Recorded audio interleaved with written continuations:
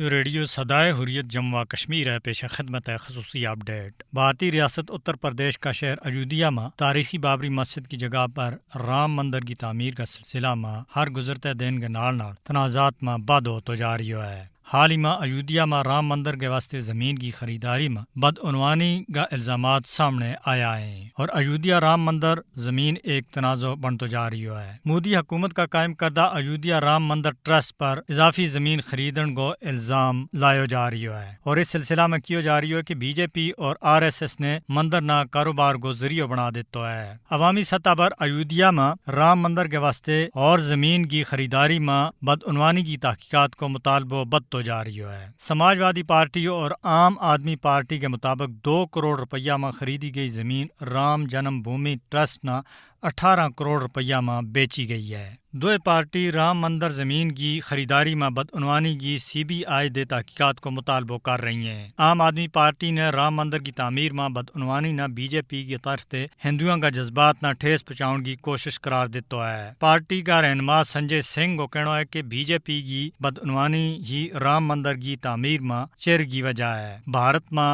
دوسری جماعت بھی BJP پر رام مندر کا سلسلہ میں کرپشن کا الزامات لا رہی ہیں۔ کانگریس لیڈر پرینکا گاندھی نے کیا ہے کہ رام مندر کی تعمیر کے واسطے عقیدت مندوں کا عطیات نہ غلط استعمال کیا گیا۔ 16 دسمبر 1992 نہ ایودھیا میں تاریخی بابری مسجد نہ انتہا پسند ہندوؤں نے شہید کر دیتا تھا، جس کے بعد بابری مسجد کی جگہ رام مندر کی تعمیر کا بھارتی سپریم کورٹ کا جانبدارانہ فیصلہ نے بھارت نہ ہندو راشٹریہ بناؤن کی بھی تصدیق کر دیتی ہے۔ تاریخی بابری مسجد کا مقام پر بننے والا مندر بھارت کی نام نہاد جمہوریت پر ایک سیاہ داغ ہے۔ بھارت میں انتہا پسندوں کی نمائندہ BJP ہزارہ مسجدوں نہ شہید کر کے ان کی جگہ مندر بنانا چاہ رہی ہے۔ 1992 میں BJP RSS کی قیادت میں دائیں بازو کا انتہا پسند ہندوؤں کا طرف سے بابری مسجد کی شہادت آج بھی دنیا بھر کا مسلمانوں کا ذہن میں تازہ ہے، جبکہ مودی کا بھارت میں مسلمانوں اور ان کی عبادت گاہوں پر حملہ میں اور زیادہ بادو ہوتا جا رہی ہے۔